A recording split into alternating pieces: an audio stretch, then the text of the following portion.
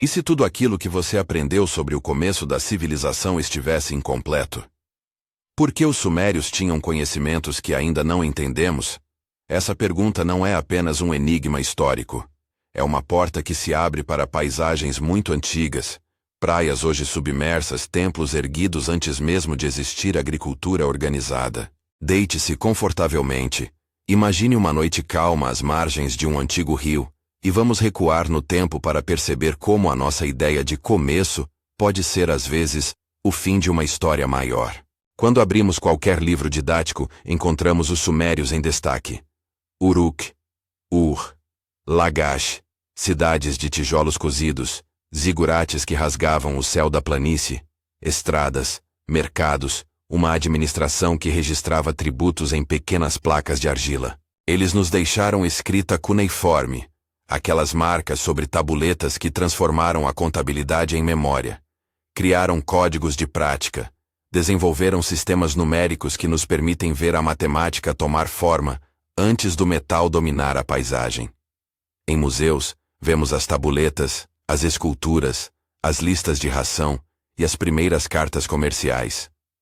É fácil entender por que, por tanto tempo, muitos historiadores apontaram Sumer, ou Suméria, como a página 1 do livro da civilização urbana. Mas há algo inquietante nessa narrativa confortável.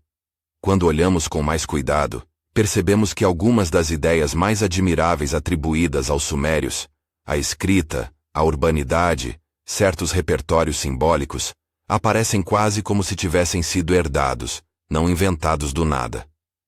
A pergunta que se impõe é: herdados de quem? Ou herdados de que tradição mais antiga, agora em grande parte perdida? Antes de seguir, um pequeno pedido. Se essa maneira de olhar o passado te fascina, curta este vídeo.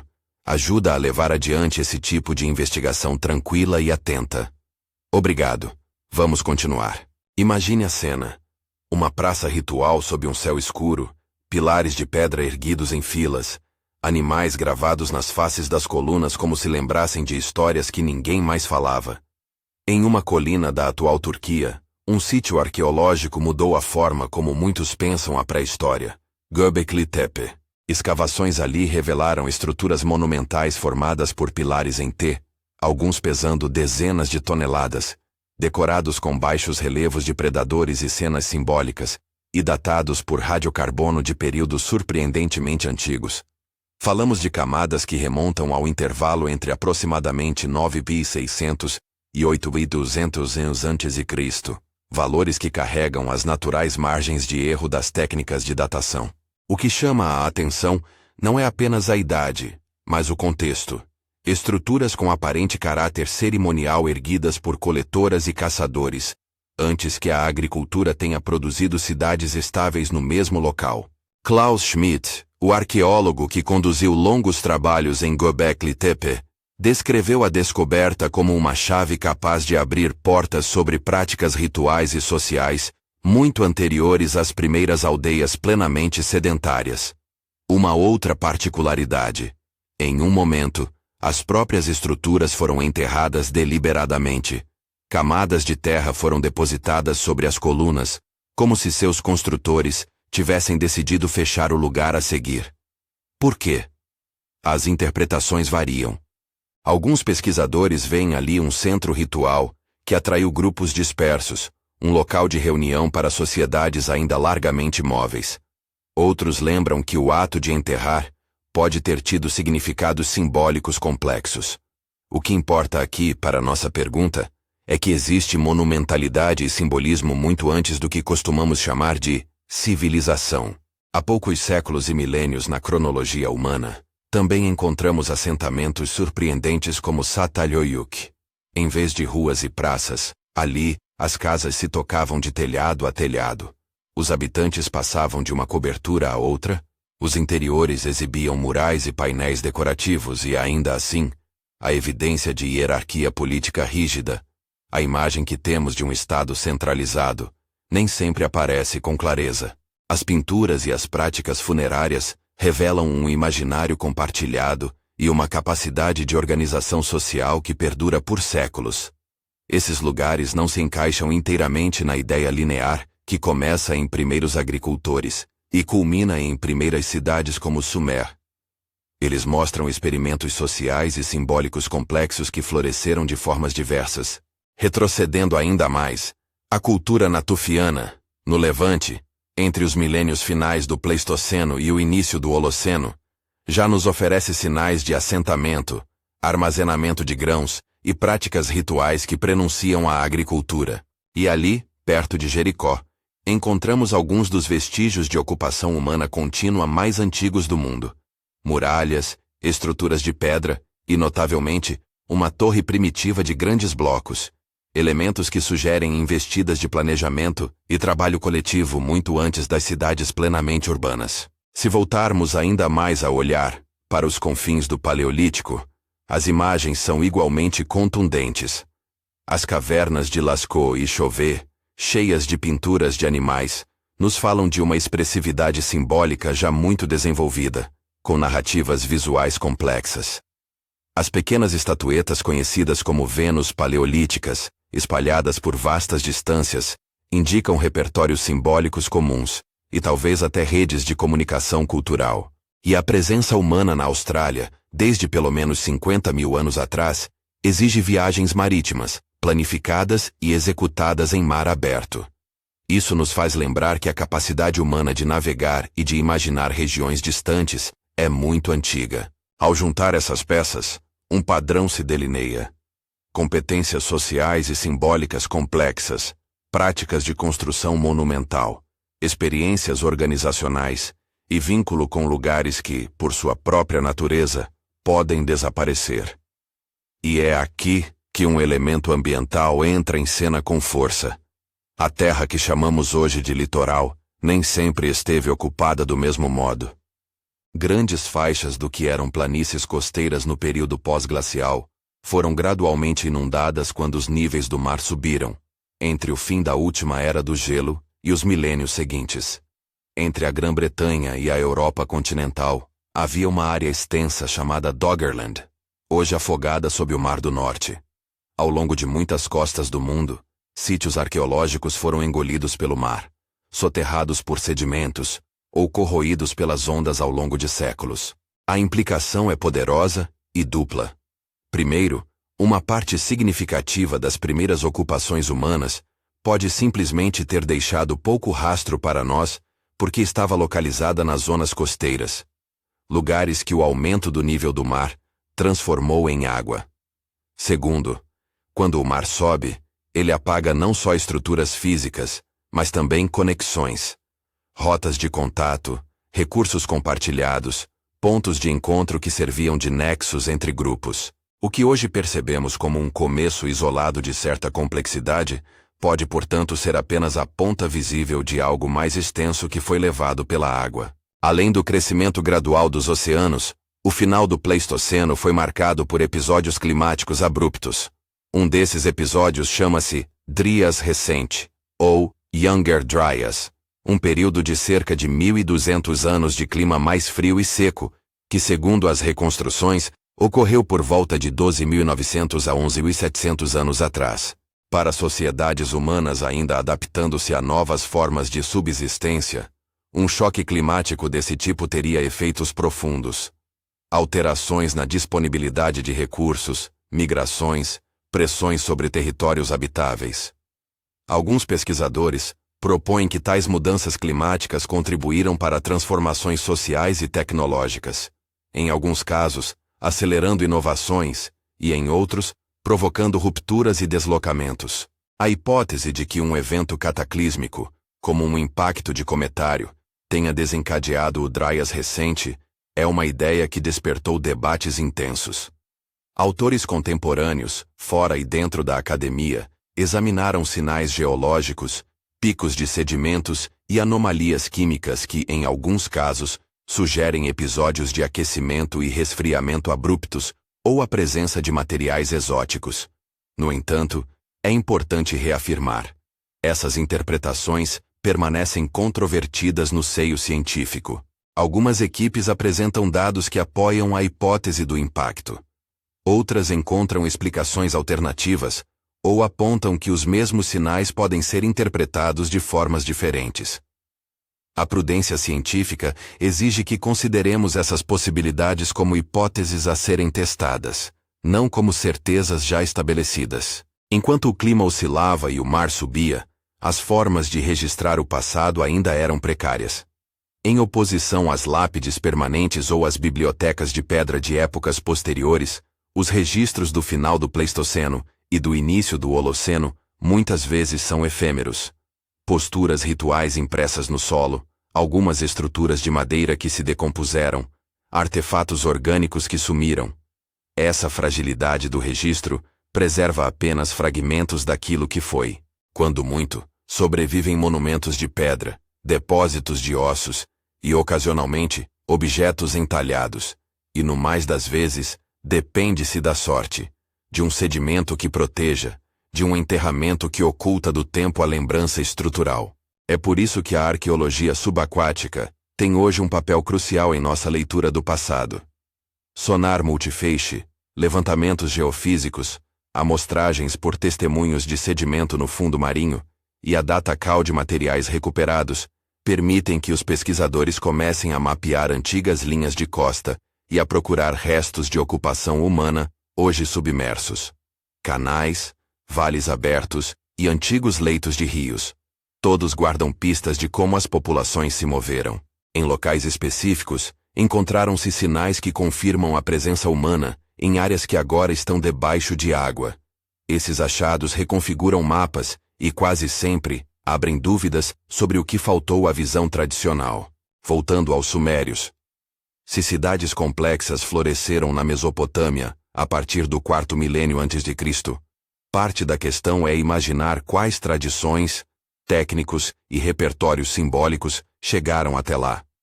A transmissão de ideias não precisa de continuidade material direta para existir. Redes de contato, trocas de objetos, casamentos, diálogos rituais, podem carregar tecnologias, mitos e modos de organizar o espaço por longas distâncias, e ocasionalmente, através de rupturas.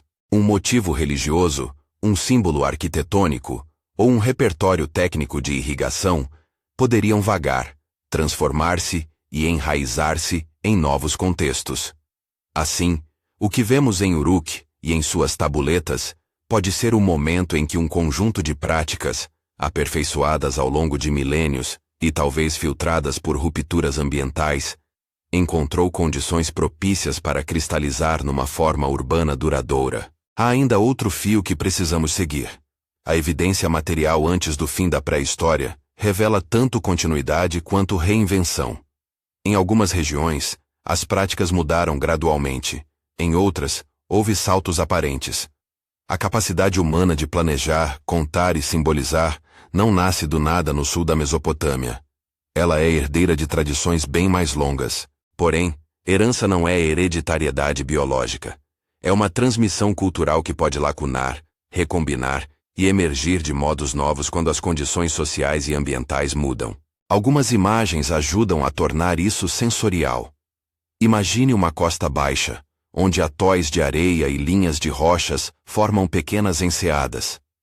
Grupos humanos circulam ali, pescando, recolhendo moluscos, guardando sementes e, ao mesmo tempo, carregando histórias de ancestrais que cortavam peles e gravavam imagens em ossos. Com o passar dos séculos, o mar avança centímetros por ano. Por fim, um trecho de terra que já foi zona de assentamento some sob as ondas durante algumas gerações. O que resta na memória coletiva? Talvez mitos de inundações, lugares sagrados submersos, lembranças fragmentadas que se transformam em conto. Alguma materialidade se salva em cerâmica, em pilares de pedra, ou em objetos transportados para locais mais altos. Em outras palavras, o apagamento físico não necessariamente elimina o traço cultural, mas o transforma, o desloca, às vezes o dilui, ao ponto de se tornar difícil de reconhecer como o vestígio de uma tradição antiga. A arqueologia, então, trabalha com uma dupla paciência: escavar o que o solo oferece e interpretar as lacunas. Novas técnicas ajudaram nos últimos anos a iluminar antigos capítulos antes invisíveis. A datacal por radiocarbono continua sendo fundamental para colocar estruturas em sequências temporais. A OSL, para a datação de sedimentos pela luz, abre possibilidades em ambientes onde o carbono não é preservado, e a análise de DNA antigo, ADNA, começou a revelar conexões entre populações que antes seriam meras conjecturas. Além disso, métodos geofísicos e sensoriamento remoto permitem ver padrões no subsolo e sob a água que um século atrás seriam simplesmente impensáveis. Tudo isso traz uma advertência feliz. O quadro que considerávamos fechado é na verdade dinâmico. Mas ainda faltam peças para ligar diretamente Göbekli Tepe e outros centros pré-sumerianos aos repertórios administrativos e tecnológicos da Suméria.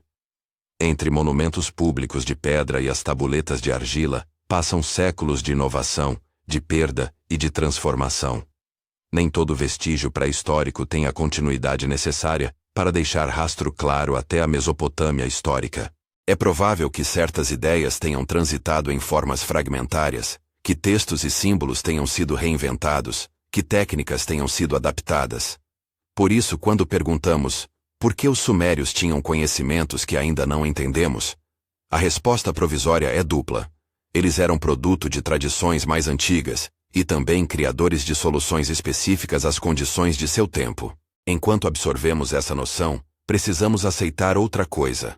Há um perigoso impulso de preencher o vazio com o que queremos que esteja lá. Narrativas que afirmam civilizações tecnologicamente equivalentes às nossas, antes da Idade do Bronze, não encontram suporte robusto nas evidências atuais, e, portanto, devem ser tratadas com extremo cuidado. A história real, com seus avanços graduais, seus retrocessos e seus saltos imprevisíveis, é suficientemente fascinante sem a necessidade de recriar máquinas modernas no Neolítico. A primeira parte da nossa jornada termina com uma imagem que talvez você já tenha vislumbrado. Um farol apagado na beira de uma enseada, pilares de pedra que apontam para o céu noturno, restos de um acampamento espalhados no que agora é uma linha costeira. Esses vestígios, quando olhados com olhos combinando admiração e método, nos dizem que a história humana é menos linear do que gostamos de imaginar. Cada descoberta que recua a cronologia das práticas monumentais ou ritualísticas nos convida a repensar quais conhecimentos os sumérios receberam, e como o passado profundo ainda pulsa sob nossos pés, muitas vezes coberto pela água ou pelo solo. E é exatamente nesse ponto que a história fica mais interessante. Como mapear essa transmissão de ideias quando metade das páginas parece ter sido arrancada? Como distinguir o que foi perdido por subida do mar, do que foi simplesmente reinventado? Como separar hipótese bem fundamentada de especulação sedutora? Seguiremos por esse caminho, examinando com tranquilidade e atenção as provas, os argumentos e as lacunas que nos levam de Göbekli Tepe até as primeiras cidades da Mesopotâmia. Seguimos então com os olhos postos nas lacunas. Se parte do que chamamos de início foi de fato arrancado das margens do mapa, pelo mar, pelo clima, ou pelo simples desgaste do tempo, como podemos começar a juntar as páginas soltas desse livro? A resposta passa por duas coisas: paciência arqueológica e ferramentas que tornam visíveis o invisível. E, sobretudo, pela disposição de aceitar que muitas respostas procedem em forma de probabilidades, não de certezas. Um dos fios que nos ajuda a costurar o passado é a história das ideias e das técnicas. Como se disseminam, como mudam de forma, e como às vezes reaparecem em contextos totalmente novos. Não pense nisso como uma cadeia direta de transmissão, um fio impecável que liga um ponto A a um ponto B. Pense antes em redes. Nós, seres humanos, sempre vivemos em redes. Trocas de objetos, de parceiros, de alimento, de histórias. Tudo isso cria canais por onde circulam tanto coisas concretas quanto conceitos. A irrigação, por exemplo, que demorou a se institucionalizar como grande sistema urbano na Mesopotâmia, podia existir antes em formas mais modestas. Canais de pequeno porte, barragens temporárias, manipulação de leitos de rios para garantir reservas. Técnicas tão práticas tendem a saltar de um grupo a outro. Uma solução que funciona num estuário pode ser adaptada a um vale fluvial distante. Algo parecido aconteceu com a escrita. Antes da tábua cuneiforme, arqueólogos encontraram sistemas de contagem muito antigos, pequenos tokens de argila modelados em formas que representavam contagens de animais, de grãos, de bens. Esses tokens são matéria-prima de uma evolução intelectual. A necessidade de registrar, transmitir e padronizar informação para agentes multiplicados no espaço. A invenção da escrita, quando acontece, não é um ato de pura genialidade individual, mas o resultado de pressões administrativas, econômicas e simbólicas que se acumulam até que um sistema de registro mais estável seja necessário. Assim, é plausível que no sudeste do Crescente Fértil, onde vários experimentos sociais e econômicos já existiam há milênios, certas ideias se consolidassem quando as circunstâncias favoreceram. Mas isso pressupõe uma longa pré-história de aprendizado e transmissão que muitas vezes nos chega em fragmentos. Os métodos modernos tentam ordenar esses fragmentos. O radiocarbono, a velha e confiável C14, permanece como um pilar. Ele coloca ossos, carvão e restos orgânicos numa sequência temporal que nos permite dizer, ainda que com uma margem, onde uma peça pertence. Nos últimos decênios, as curvas de calibração melhoraram muito, refinando as datas e reduzindo incertezas. A OSL, datação por luminescência dos sedimentos, é um complemento valioso em contextos onde o carbono não se preservou. Ela pode dizer quando uma camada de areia foi pela última vez exposta à luz, ou quando um sedimento foi soterrado. A análise de DNA antigo abriu uma janela especialmente vívida para conexões humanas, migrações, misturas populacionais e mesmo a difusão de práticas agrícolas frequentemente deixam marcas genéticas que os laboratórios hoje conseguem ler. Cada uma dessas técnicas tem limitações, mas combinadas, elas fornecem um quadro mais robusto do que qualquer evidência isolada poderia oferecer. Há também as abordagens geofísicas e de sensoriamento remoto. O sonar multifeixe e a fotogrametria aérea permitiram mapear os fundos marinhos e localizar estruturas submersas com precisão antes inimaginável. Em águas do norte da Europa, por exemplo, estudos sobre Doggerland mostraram que a antiga planície entre a Grã-Bretanha e a Europa continental não era uma terra vazia, mas uma paisagem habitada e entrelaçada com rios e lagos. Um habitat que oferecia abundância e conectividade. Quando essa planície foi sendo invadida pelo mar, populações foram deslocadas, e muitos vestígios desapareceram sob sedimentos marinhos. O que sobrou às vezes é encontrado por pescadores que arrastam redes e descobrem restos de madeira preservada ou ferramentas líticas. Outras vezes, arqueólogos marítimos sondam intencionalmente o fundo em busca de padrões que se assemelham a leitos de riachos antigos, a assentamentos ou a trilhas de atividade humana. E então vêm as interpretações. Encontrar um amontoado de pedras curtas no fundo do mar não significa automaticamente que ali havia uma cidade costeira. Pode ser um processo natural. É por isso que a arqueologia subaquática combina múltiplas linhas de evidência. Contexto geológico, materiais culturais identificáveis, datações e, sempre que possível, comparações com sítios terrestres análogos. Quando essas linhas se cruzam, a narrativa ganha força. Quando não se cruzam, ela permanece aberta. É nesse terreno de evidências e incertezas que surgem propostas mais ousadas, e às vezes controversas, sobre perdas massivas do passado.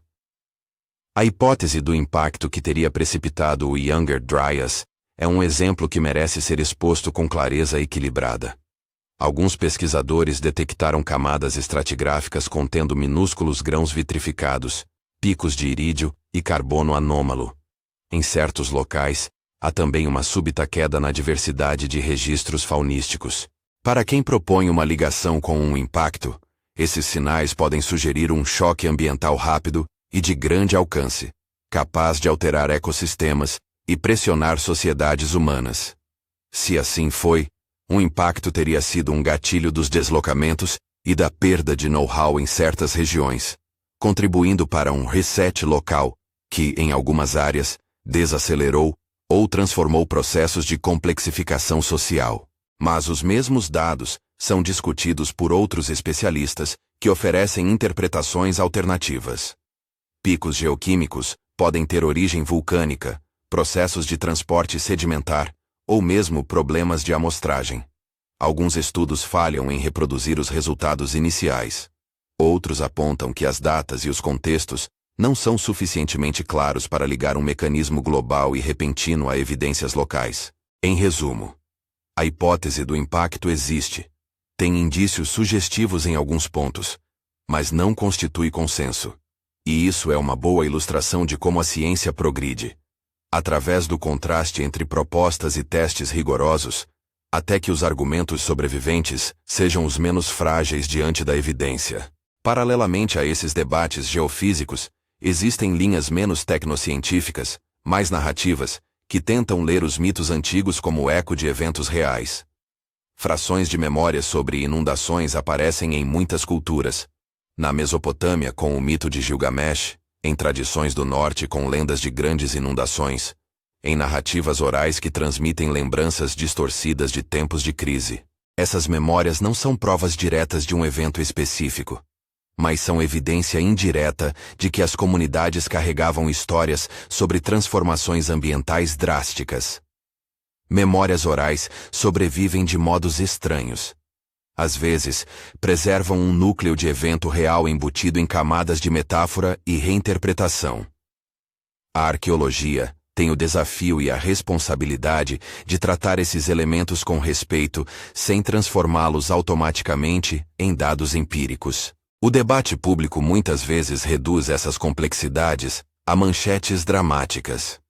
Autores populares como Graham Hancock e Randall Carlson trouxeram para o grande público a ideia de que existiram civilizações altamente avançadas, cuja memória foi apagada por catástrofes globais. Essas propostas ganharam tração porque alimentam um fascínio legítimo, a sensação de que há capítulos perdidos da história humana. No entanto, é crucial separar duas coisas: o legítimo impulso de buscar vestígios submersos e pré-históricos, e a tentação de preencher lacunas com reconstruções não verificadas. Para muitos arqueólogos e geólogos, as teses mais radicais não se sustentam quando colocadas frente a critérios de evidência robustos. Há, em contrapartida, um terreno fértil, onde propostas alternativas desencadearam investigações produtivas, porque mesmo que a hipótese inicial não resista, a investigação que ela provoca pode revelar dados novos e surpreendentes. Ao enfrentar essas questões, a comunidade científica tem reforçado sua humildade epistêmica. Novos achados tendem a alterar o panorama. Göbekli Tepe mudou o roteiro escolar, justamente porque ninguém esperava encontrar uma arquitetura monumental tão antiga. Descobertas subaquáticas em alguns pontos reescreveram mapas de ocupação. Análises genéticas revelaram movimentos populacionais que antes pareciam improváveis. A narrativa que coloca os sumérios como ponto de partida absoluto perde sua solidez à medida que acrescemos peças ao quebra-cabeça. Mas atenção! A outra face dessa humildade é reconhecer o lugar das evidências sólidas que de fato atribuem à Mesopotâmia antiga uma singularidade: a cristalização de formas urbanas estáveis, a escrita que permite registro e administração em larga escala, e uma densidade documental sem paralelo no registro arqueológico anterior. A singularidade suméria não contraria a ancestralidade de muitas de suas práticas. Ela a incorpora, sedimenta e transforma. Para ilustrar como vestígios e transmissões podem funcionar em prática, pensemos em dois exemplos concretos e distintos: a arquitetura monumental e a gestão da água. A arquitetura de pedra monumental exige não apenas mão de obra e técnica, mas também organização social, calendários de trabalho, armazenamento de alimento para a sustentação da força de trabalho, liderança e simbolismos que legitimem o esforço coletivo. Em Göbekli Tepe, por exemplo, vimos pilares entalhados e arranjos que sugerem um propósito cerimonial, compartilhado por grupos que ainda praticavam a mobilidade. Esse tipo de monumento pode ter fomentado redes de contato, atraído grupos e, eventualmente, dado origem a repertórios arquitetônicos que migraram ou foram reinventados em outras regiões. No caso dos zigurates mesopotâmicos, A arquitetura monumental é parte de uma paisagem urbana mais complexa, que inclui infraestruturas administrativas e econômicas distintas. Um salto, certamente, em termos de escala e função, mas não necessariamente uma ruptura absoluta com um passado de construção coletiva. A gestão da água, por sua vez, é um tema que revela tanto continuidade quanto inovação. Pequenas técnicas de reservação, canais temporários, terraços e práticas proto-irrigatórias foram documentadas em muitas regiões antes da formação de grandes estados. Quando populações mais densas e agricultura intensiva exigiram maior controle da água, técnicas foram acumuladas, padronizadas e ampliadas. As práticas mesopotâmicas de irrigação em grande escala aparecem como fruto de necessidades urbanas específicas, mas elas se apoiam em conhecimentos práticos que vêm de longe: saber onde cavar, como desviar um fluxo, quando construir um dique temporário. A transmissão desses saberes pode ter ocorrido por caravanas, casamentos entre comunidades, migrações sazonais e até por itinerários comerciais que cruzavam as margens da chamada Velha Estrada do Crescente Fértil. Há ainda o papel das redes marítimas e costeiras. A dispersão humana pela Austrália, por exemplo, demonstra que nossos ancestrais sabiam planejar travessias marítimas muito antigos, o que implica conhecimentos de navegação, de materiais flutuantes e de planejamento logístico. Tais capacidades, embora não equiparáveis às tecnologias modernas, eram sofisticadas em seu próprio contexto e podem ter facilitado contatos mais distantes do que costumamos supor.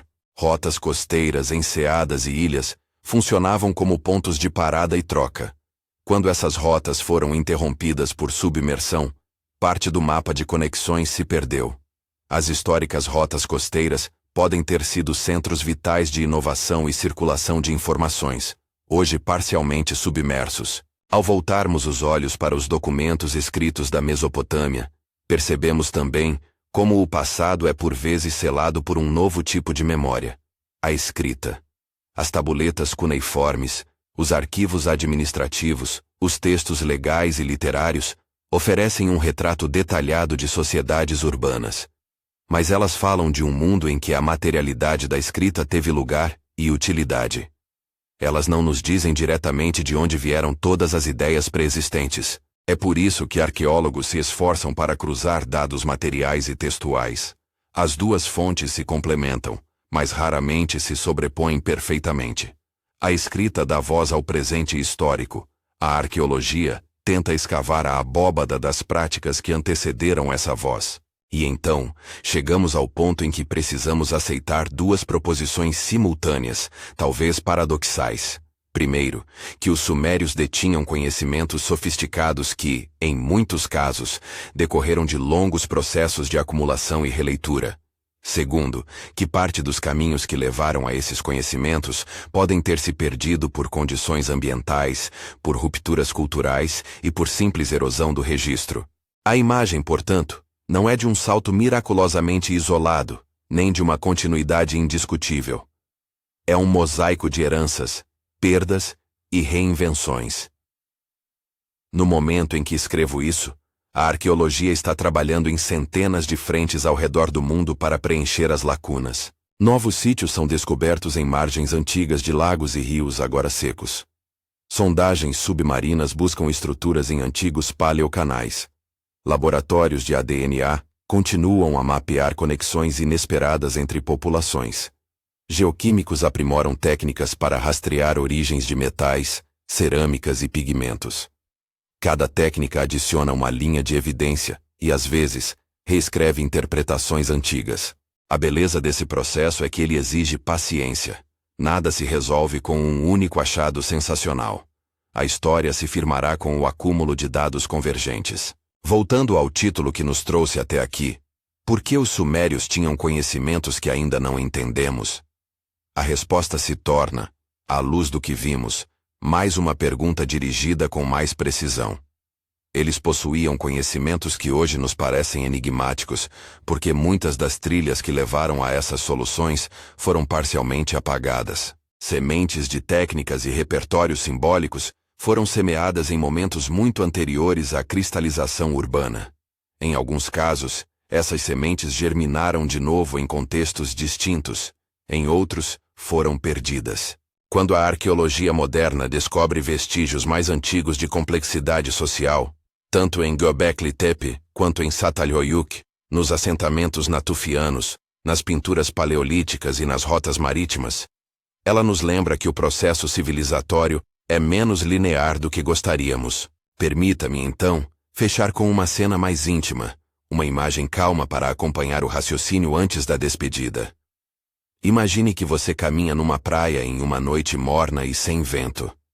A lua fina risca o mar, e entre as algas, há fragmentos de cerâmicas muito antigas, pedras polidas pelo tempo e pedaços de madeira fossilizada que parecem troços de história desenhados na areia. Em seu pensamento, essa praia é dois tempos ao mesmo tempo, um lugar de agora e um ponto de contato com um passado em camadas. Ao longe, colinas onde um templo pode ter existido. Mais além, o mar que guarda pedaços de vilas, que hoje só aparecem nos sonhos dos arqueólogos.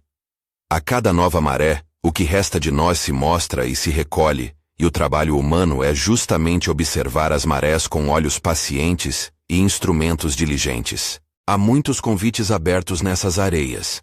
Um é o convite à humildade intelectual. Reconhecer que nossos modelos mudam quando surgem novas evidências. Outro é o convite à curiosidade contínua. Aceitar o fascínio sem cedê-lo à especulação descuidada. E um terceiro, talvez o mais simples, é o convite à admiração, por aquilo que nossos ancestrais alcançaram com ferramentas de pedra, com cordas, com barcas e com histórias transmitidas ao redor de fogueiras. Não precisamos de máquinas modernas para ficar maravilhados. A complexidade social, a criatividade simbólica e a coragem de construir monumentos já são maravilhas por si. Então, por que os sumérios tinham conhecimentos que ainda não entendemos? Porque parte daquele conhecimento é herança de uma longa história, parte foi reinventada, parte foi perdida, e parte ainda nos escapa por falta de vestígios. A arqueologia moderna, com suas novas ferramentas, está lentamente recuperando páginas desse livro submerso, e cada página reencontrada nos lembra que a história humana é mais antiga e mais entrelaçada do que nossas velhas narrativas escolares permitiam imaginar. Boa noite. Que essa história ajude a dormir com um gosto de mistério reconfortante, sabendo que há muito ainda a ser descoberto, e que cada descoberta vem na cadência paciente do trabalho humano. Se essa viagem por mares e areias antigas te fascinou, inscreva-se no canal para continuarmos a explorar juntos essas perguntas. Obrigado por caminhar por essas praias comigo. Até a próxima descoberta.